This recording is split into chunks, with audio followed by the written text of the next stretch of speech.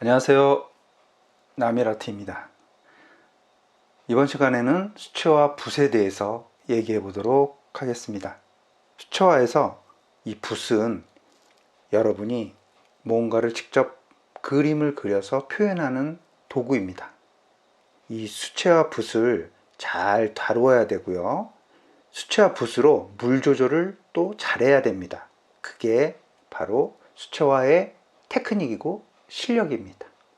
그렇게 수채화에서 붓이 중요한 만큼 이 수채화의 종류도 굉장히 많아요.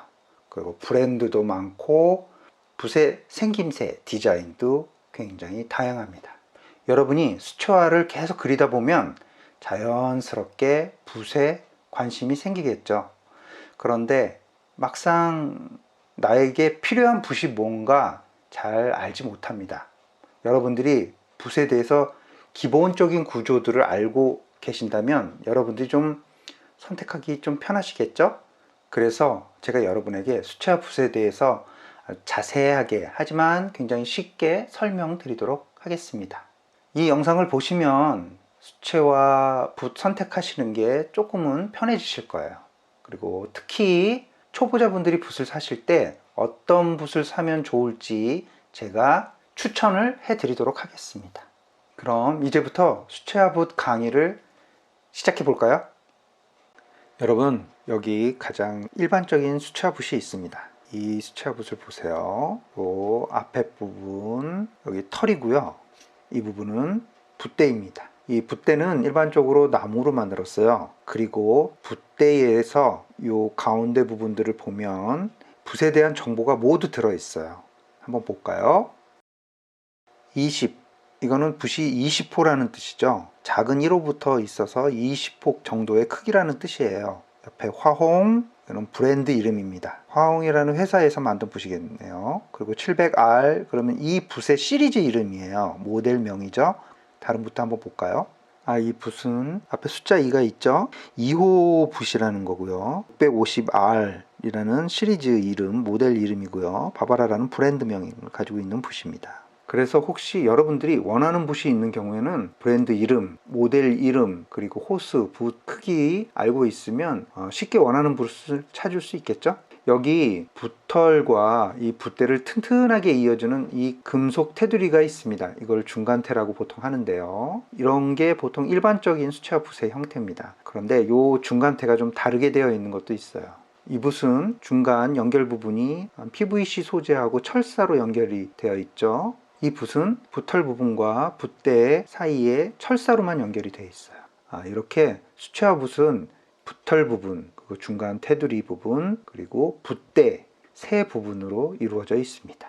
여러분이 이 세 가지 부분 중에서 제일 중요한, 제일 제작 단가가 높은 부분이 어디죠? 그렇죠. 여기 붓털 부분이잖아요. 이 붓털 부분이 제일 중요합니다. 이렇게 붓은 붓털의 특징에 따라서 굉장히 달라집니다. 그럼 제가 가지고 있는 붓들을 분류를 좀 해볼게요. 그리고 붓들로 직접 채색을 하고 붓의 특징과 사용법에 대해서 설명을 해드리고, 그리고 또 붓을 관리하는 방법에 대해서도 말씀드리고, 그리고 마지막으로 붓을 선택하는 요령, 특히 초보자분이 붓을 선택을 할 때 어떤 붓을 선택해야 되는지 추천을 해드리도록 하겠습니다. 자, 여러분, 제가 먼저 붓털 부분의 그 모양에 따라서 동그랗게 생긴 통붓 라운드 브러쉬와 붓털 부분이 모양이 납작한 평붓 플랫 브러쉬, 이렇게 두 가지로 나눴는데요. 아마 세상의 거의 모든 붓들을 이 두 가지로 나눌 수 있을 거예요. 이제 다 여기서 조금씩 변형된 붓들이 나올 뿐입니다. 우선 이 라운드 브러쉬, 이 통붓에 대해서 한번 알아볼게요. 통붓은 수채화에서 가장 많이 사용하는 붓 스타일입니다. 붓털이 이렇게 동그랗게 모여서 다양한 표현이 가능하고요. 붓끝이 이렇게 날카롭게 모여져 있어서 이 붓끝으로 세밀한 표현도 가능합니다. 그런데 붓털 재질이 자연모이냐 인공모이냐에 따라서 붓이 좀 나뉠 수가 있는데요. 이 붓 같은 경우가 인공모입니다. 굉장히 탄력이 있죠. 붓에 탄력이 있어서 붓 조절해 주기가 또 상대적으로 좀 수월한 편입니다. 그리고 자연모는 요 붓인데요. 자연모는 다람쥐, 청설모, 쪽제비, 양, 말, 소 이렇게 동물의 털들로 만든 붓이에요. 당연히 붓마다 차이가 있겠지만 자연모 붓털은 물을 머금는 이 담수력이 굉장히 좋아요. 그 물을 많이 머금고 있고 이 붓털이 굉장히 부드러운 게 특징입니다. 탄력이 그 대신 조금 적고요. 이 부드럽다라는 것이 이게 장점이 될 수도 있지만 단점이 될 수도 있어요. 왜냐하면 처음에 쓸 때 아마 익숙해지기가 좀 어려워요. 자, 한번 채색을 한번 해볼게요.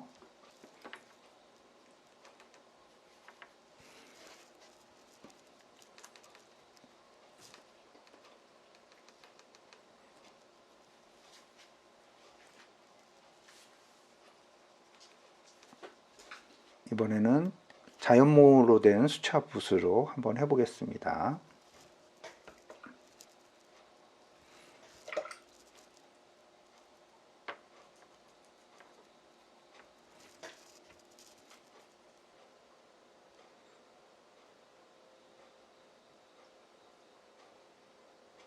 그리고 아주 작고 세밀한 부분을 그리는 세필붓이 있습니다. 이렇게 보통 이렇게 짧게 됐어서 이 수채화는 물론이고요. 일러스트레이션 그리고 식물을 자세히 그리는 보테니컬 아트 그리고 여러 디자인 작업에도 사용을 하고요. 작은 면을 채색하고 묘사할 때 많이 사용되죠. 굉장히 많이 사용되고 있습니다.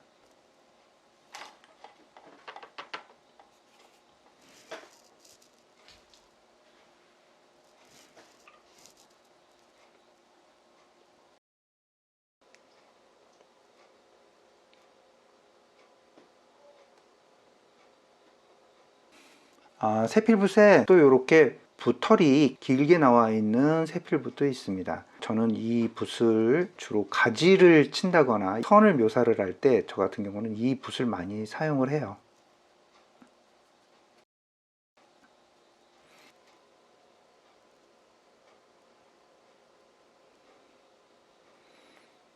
그리고 서예, 동양화, 한국화에 쓰이는 붓이 있습니다. 보통 동양화 붓이라고 합니다. 이 붓은 천연모로 되어 있고요. 물을 아주 많이 흡수하기 때문에 상당히 부드러워요. 그래서 다루기가 쉽지 않지만 조금 익숙해지면 수채화의 특징을 잘 살릴 수가 있어요.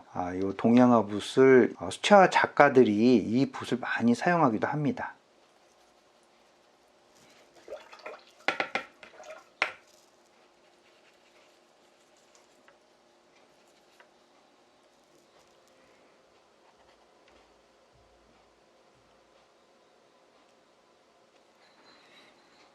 이 대표적인 통붓들에 대해서 알아봤습니다.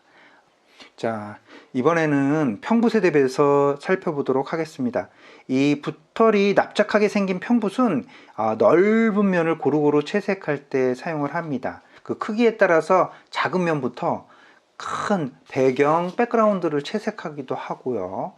일반적으로 수채화에서 사용하는 이 평붓인데요. 자연모로 된 붓털이고요. 되게 부드럽고 물을 많이 머금고 있고요. 그리고 물도 많이 발출을 하고 넓은 면이 부드럽게 채색이 되죠. 그리고 붓이 더 클수록 더 넓은 면을 채색할 수 있겠죠.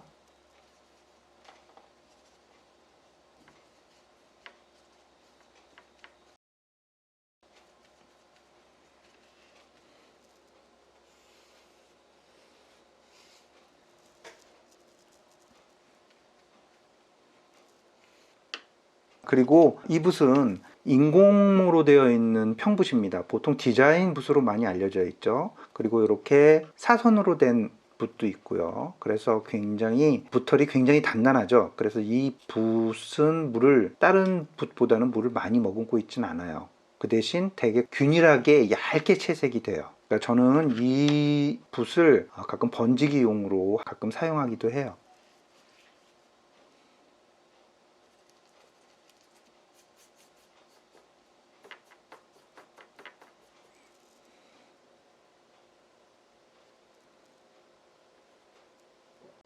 붓의 단면들이 굉장히 날카롭고 정확하게 나오는 편이기 때문에 건물이라든가 직선적인 표현을 할 때 굉장히 좀 유리한 부분이 있어요.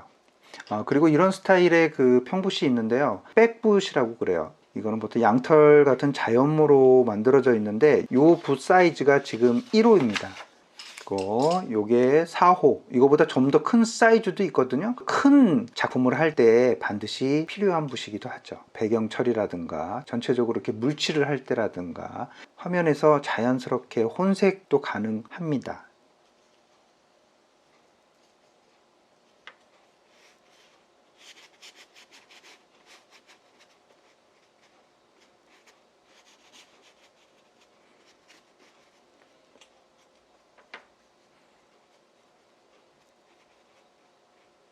평붓인데 이렇게 부채꼴 모양으로 생긴 붓이 있습니다. 이건 부채꼴 펜붓이라고 하는데 사실 주로 유화나 아크릴화에서 쓰여요. 이 부분으로 이 두 가지 칼라면을 이렇게 자연적으로 연결해 시켜줘요. 브랜딩하는 붓입니다. 수채화에서 쓸 때는 이 붓을 많이 쓰진 않지만 아주 재밌는 터치가 나올 수가 있어요.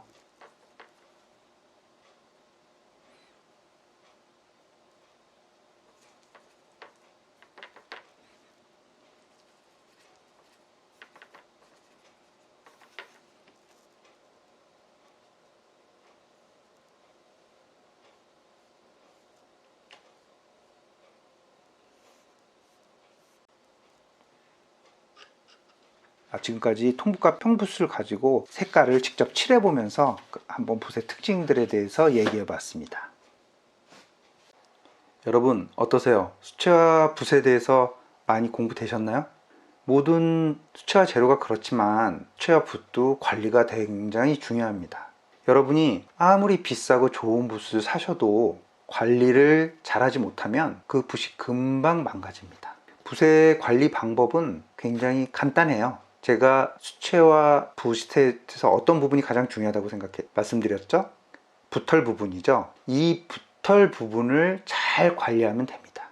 그림을 그린 다음에 붓을 깨끗이 세척을 하고 붓에 물기를 적당히 빼주신 다음에 붓 끝을 모아서 붓의 모양을 잘 잡아준 다음에 붓털 부분을 위로 가도록 잘 보관해 주시면 됩니다. 보통 초보자들이나 수채화 그리시는 분들이 가끔 하는 실수가 있는데요. 그림을 그리시다가 물통에 붓을 이렇게 꽂아둔 상태로 깜빡하시는 거예요. 그래서 물통에 있는 붓을 오랫동안 방치를 하는 경우가 있어요. 그렇게 되면 털 부분이 이렇게 눌려져 있는 상태로 오래 있다 보면 이 붓털 부분의 모양이 이렇게 휠 수가 있어요. 그리고 붓대가 아무리 그 물이 방수가 되도록 코팅 처리가 되어 있지만 금속 중간테 부분 사이로 물이 들어가 가지고 나무 붓대가 상할 수도 있어요. 그러니까 여러분들은 그림을 그리지 않으실 때는 물통 속에 붓을 꽂아두지 마시고 이렇게 바깥에 꺼내 놓도록 하세요. 아셨죠? 그리고 붓을 가지고 이동을 하거나 붓을 오래 보관을 할 때 케이스가 있는데요. 이렇게 생긴 붓 케이스가 있어요. 열면 붓이 이렇게 딱 고정돼서 보관해서 다닐 수 있죠. 이 뒷부분에 여기를 이렇게 똑딱이 단추들이 있거든요. 이렇게 따서 이렇게 접어서 요 끝에 또 단추가 있어요. 요 단추하고 이렇게 또 아주 과학적으로 만들어졌죠. 이렇게 되면 이게 붓 거치대로도 사용할 수 있거든요. 이제 회원들한테는 이런 것들을 하나 정도 장만해 두는 것을 권유하고 있습니다. 좋은 수채화 재료는 적극적으로 추천하는 편이죠. 그리고 하나 더 붓에 관련된 수채화 재료를 소개해 드린다면 저 같은 경우는 요 붓꽂이를 좀 많이 쓰는 편인데요. 이 구멍에다 붓을 이렇게 꽂습니다. 이거는 보통 제가 그림 작업을 할 때 이렇게 놓고 제가 쓰던 붓을 꽂아 놓으면 제가 직관적으로 붓을 선택하기에 굉장히 좋습니다. 그리고 수채화 붓을 처음 구입하시는 분들은 자기가 어느 정도 크기의 그림을 그릴지 먼저 생각을 하셔야 돼요. 그 기준을 A4 정도로 먼저 생각을 하시면 될 것 같아요. 이게 지금 제가 가지고 있는 이 종이가 A4 용지입니다. A4 사이즈 용지인데 이 정도 그림보다 작은 그림을 그릴지 이 정도 그림보다 내가 좀 더 크고 앞으로 점점 더 큰 그림을 그릴지 그거에 따라서 처음 붓을 선택하는 그 수채화 붓이 다를 수가 있어요. 그러니까 여러분들이 먼저 내가 어느 정도 크기다 그림을 그릴지 먼저 생각을 해보세요. 이 A4 종이를 기준으로 해서 이거보다 작은 크기의 종이에 수채화를 그리실 분들은 먼저 세필 세트를 구입하시는 게 좋을 것 같아요. 크기별로 5자루 정도가 한 세트로 구비되어 있거든요. 그러니까 이런 한 세트를 준비해 두시는 게 좋고요. 그리고 라운드 붓은 6호하고 한 10호 정도 괜찮을 것 같고요. 그리고 평붓은 이 정도 크기, 보통 본인 엄지손톱만큼 크기 정도 되겠네요. 그 정도 그렇게 먼저 구입을 하시면 충분할 거라고 생각이 됩니다. 그 기준으로 해서 일단 먼저 구입하셔서 써보신 다음에 여러분들이 붓을 하나씩 더 장만해 나가시기 바래요. 그리고 A4 용지보다 좀 크게 그리실 분들은 붓을 처음에 장만을 하실 때 아까 말씀드렸던 이 세필 세트, 이 세필 세트는 가지고 계시면 좋아요. 이 작은 붓으로는 사인 연습도 해야 되고요. 뭐 묘사나 이런 것들도 할 기회가 많이 있기 때문에 이 세필 세트는 기본적으로 좀 있는 게 좋다고 생각이 되고요. 그리고 그 라운드 붓, 통붓 같은 경우에는 한 6호, 10호, 16호 이 정도. 이렇게 평붓은 중간 사이즈 정도를 하나 가지고 계시는 거 좋은 것 같아요. 제가 추천해 드리는 붓은 이 붓인데, 이 붓은 그렇게 비싸지도 않고 그러시면 여러모로 쓸모가 굉장히 많이 있거든요. 이게 1호 붓이에요. 백붓이긴 한데 이 붓 정도 가지고 있으시면 그림 그리실 때 크게 부족한 거는 없을 거라고 생각이 됩니다. 그리고 여러분이 붓을 사실 때 꼭 명심해 둬야 될 게 있습니다. 이 붓이 비슷한 크기, 비슷한 디자인의 붓이라도 제조 회사, 이 브랜드가 다르면 가격 차이가 많이 날 수 있어요. 그러니까 이 붓을 구입하실 때는 브랜드 이름과 가격 꼭 잘 살펴보고 선택을 하셔야 돼요. 아셨죠?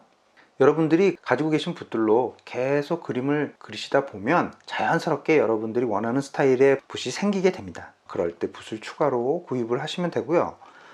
그리고 그림을 그리다 보면 털이 마모가 돼요. 그 붓은 소모품입니다. 이 털 부분이 닳기 때문에 그림을 그렸을 때 여러분들이 원하지 않는 그런 터치라든가 원하지 않는 느낌들이 나올 수가 있어요. 그러면 어쩔 수 없이 붓을 교체를 해야 돼요. 저는 표면이 거친 수채화 종이에다가 작업을 하기 때문에 붓이 굉장히 빨리 마모가 되는 편이에요. 그렇기 때문에 제가 자주 쓰는 붓은 한 번 살 때 한 10자루 정도를 사놓고 쓰기도 합니다. 여러분들이 수채화 붓을 하실 때 무엇보다도 중요한 거는 여러분들한테 익숙한 붓을 선택하는 게 좋겠죠? 수채화 작가들도 붓을 브랜드 이름이라든가 가격을 보고 선택하지 않아요. 이 물이라는 계속 섬세한 재료를 다루기 때문에 자기가 쓰던 익숙한 붓을 사용을 보통 많이 합니다. 그래서 붓은 굉장히 많은데 막상 자기가 쓰는 붓의 종류는 별로 몇 가지 되지가 않아요. 그러니까 여러분들도 지금 쓰시고 있는 붓들로 계속 꾸준히 연습을 하셔서 그 붓이 충분히 익숙하시도록 노력을 한번 해보세요. 아셨죠?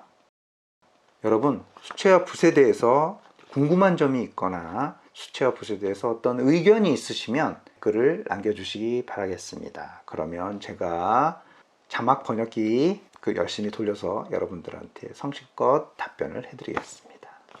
여러분, 이 영상에 도움이 되셨다면 좋아요, 구독, 알람까지 꾹 눌러주세요. 아셨죠? 지금까지 나밀라트였습니다. 시청해주셔서 감사합니다.